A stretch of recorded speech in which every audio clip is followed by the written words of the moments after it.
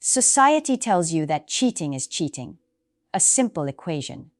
That it doesn't matter who does it, the pain is the same, the damage is the same. But if that were true, you have to ask yourself, why do women initiate the vast majority of divorces? Why do their affairs shatter relationships at nearly twice the rate of men's? The answer is uncomfortable. It's an inconvenient truth that cuts against everything we're told to believe. Because female infidelity isn't equal. It is not the same act.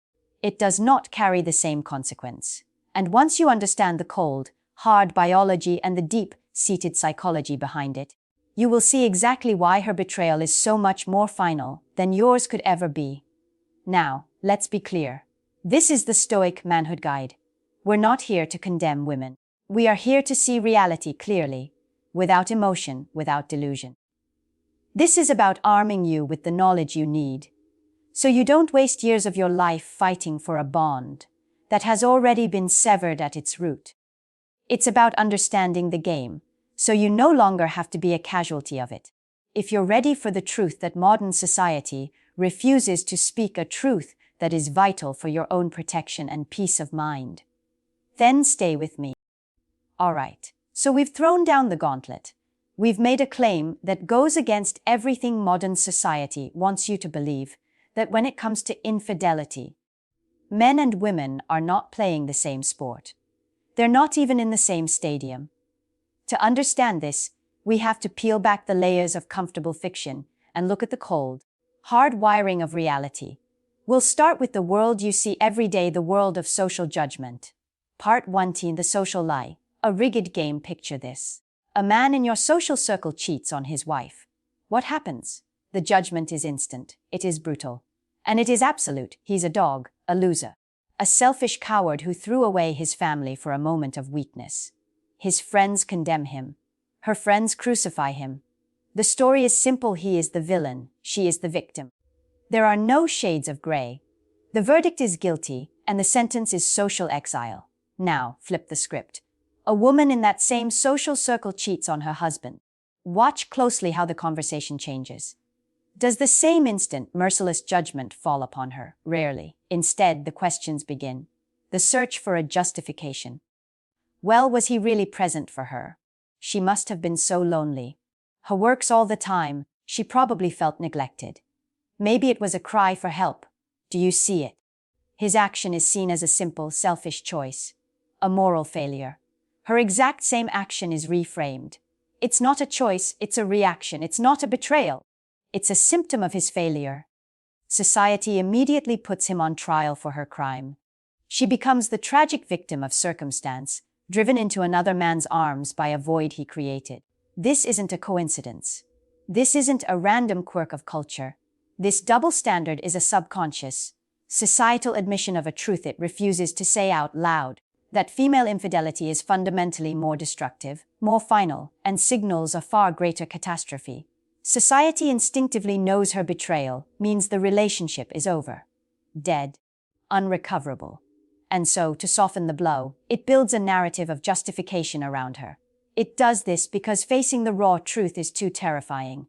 Look at our institutions. In divorce court, a man's affair is used as a sledgehammer against him. Financially and in custody battles, a woman's affair. It's often contextualized, and she can still walk away with the house, the kids, and the alimony, painted as a woman who simply sought comfort she wasn't getting at home. Look at our media. A cheating husband is a one-dimensional villain. A cheating wife is a complex, tortured soul in a story of finding herself. Make no mistake, this is a rigged game. And the rules are designed so that the man bears the burden not only of his own potential failures, but of hers as well. Society judges you by your actions, and it judges you for hers too. It's an injustice. But complaining about it does nothing. Understanding why it exists, that's where the power is. To do that, we have to go deeper than culture. We have to look at the code, the biological code. Part 2, the biological reality, a tale of two brains. The reason her infidelity is different isn't because her soul is more corrupt. It's because her biology is more concrete. Let's talk about the male brain first. For a man, it is entirely possible to separate the physical act of sex from the emotional act of bonding. A man can have a meaningless physical encounter that is driven by pure impulse, opportunity, or a failure of discipline. And it does not necessarily mean his core loyalty to his partner has shifted. Is it a betrayal? Yes. Is it a deep and painful wound? Absolutely. But it can be, for a man, just that. A mistake. A stupid, selfish, destructive mistake that exists in a compartment, separate from his genuine love and commitment to his family. He can feel immense regret and still be completely loyal in his heart. Now, let's look at the female brain. This is where the game changes completely.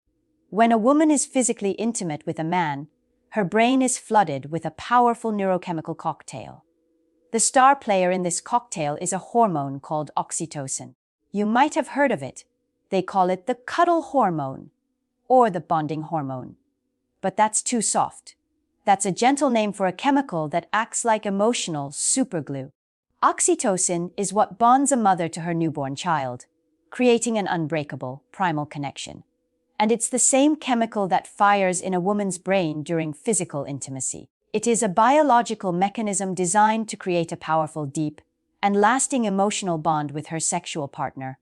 For her, sex is rarely just sex. Her brain's hardware is designed to translate that physical act into an emotional connection. It is not a conscious choice. It is a biological imperative. When she gives her body to another man, her brain follows. The oxytocin flows, and a new bond begins to form. And that new bond doesn't just add to the old one. It replaces it. Think about this from an evolutionary perspective. For hundreds of thousands of years, what was the single biggest consequence of sex for a woman? Pregnancy. An incredibly vulnerable, 9-month state, followed by years of raising a helpless child. To survive, she and her offspring needed a provider and a protector who was completely invested. Evolution favored women whose brains were wired to bond intensely with the man they slept with. It was a survival mechanism.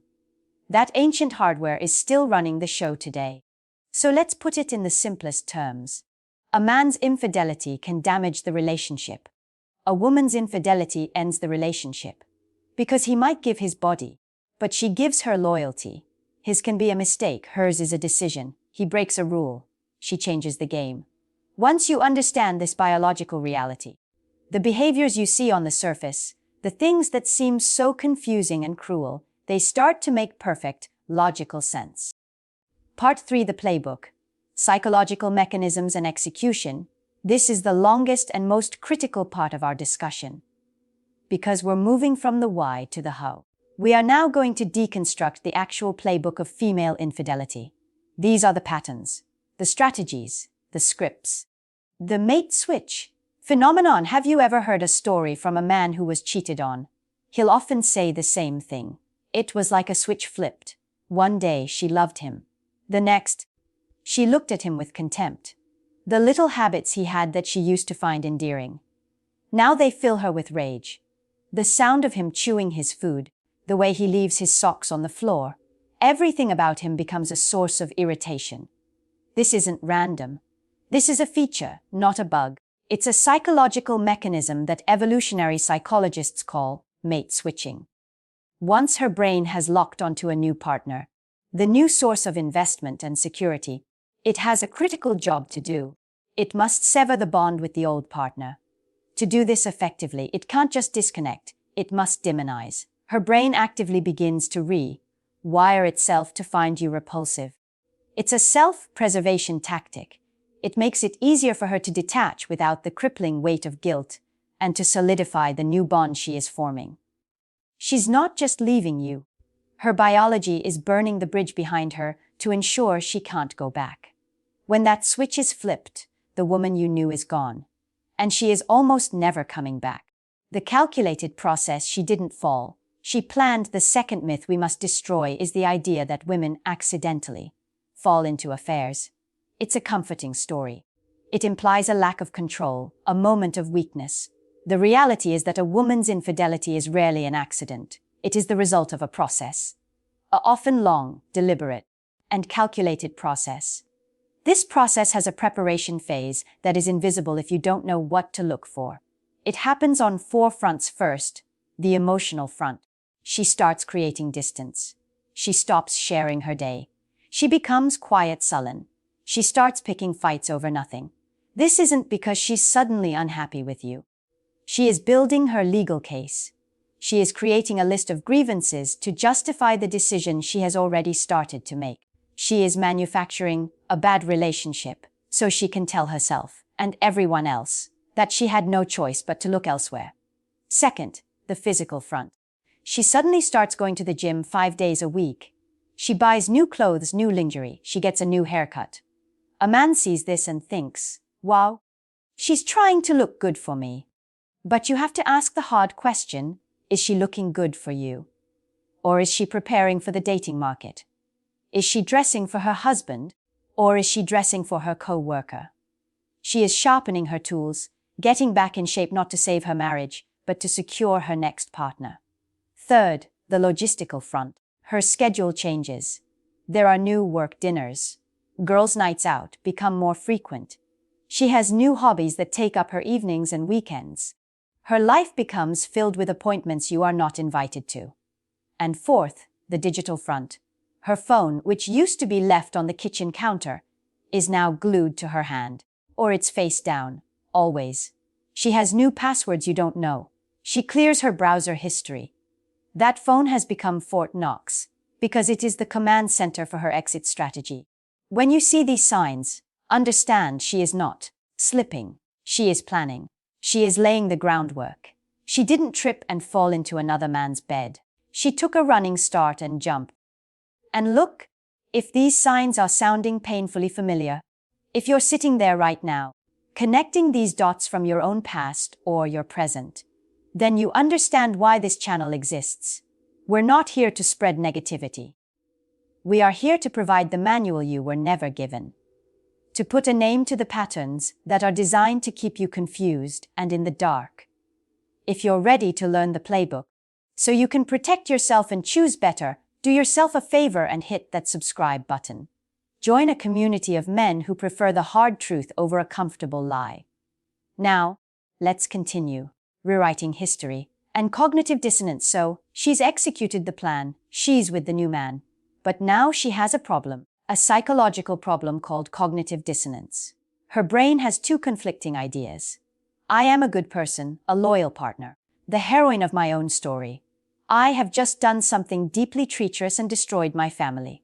These two ideas cannot coexist. The mental friction is too great. So, the brain has to change one of them.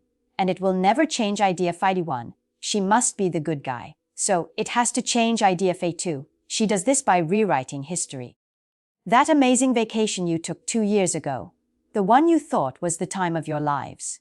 She will now remember it and genuinely believe that she was miserable and faking it the whole time.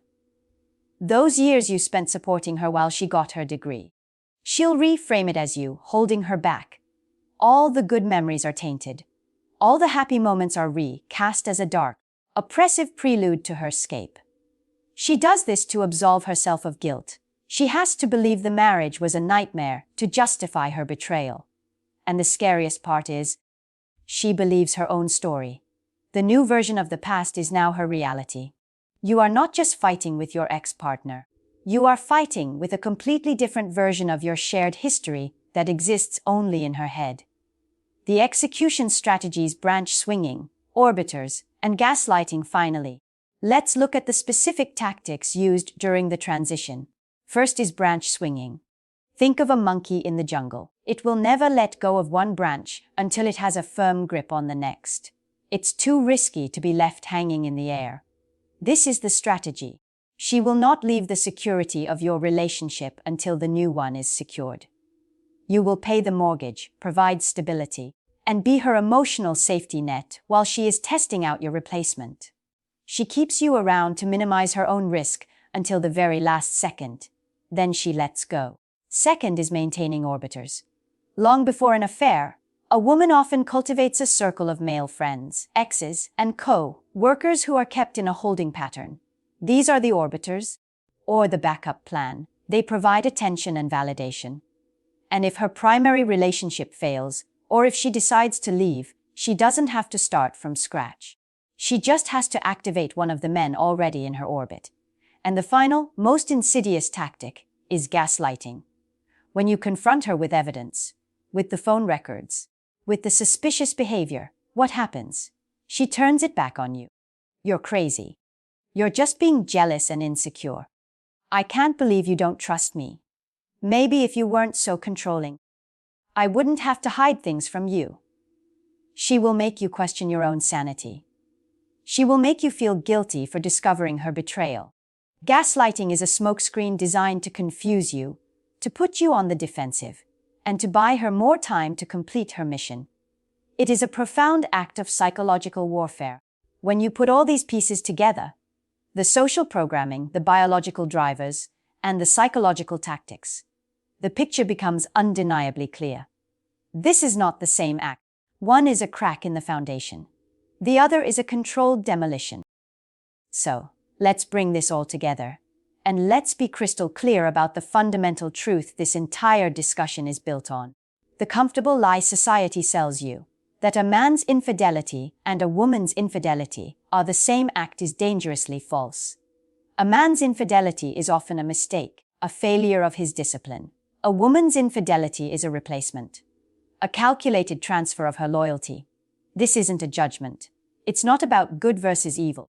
It is a biological and psychological reality, an operating system that runs silently in the background, whether we acknowledge it or not. But listen closely. This knowledge is not meant to make you bitter. It is meant to make you free. This harsh truth isn't a prison sentence. It is the key that unlocks the cage. It gives you a map to a territory where you were previously walking blind. So the question is not, what now?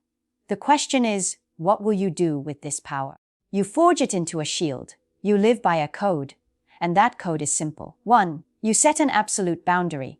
If she crosses that line, the relationship is terminated. Period.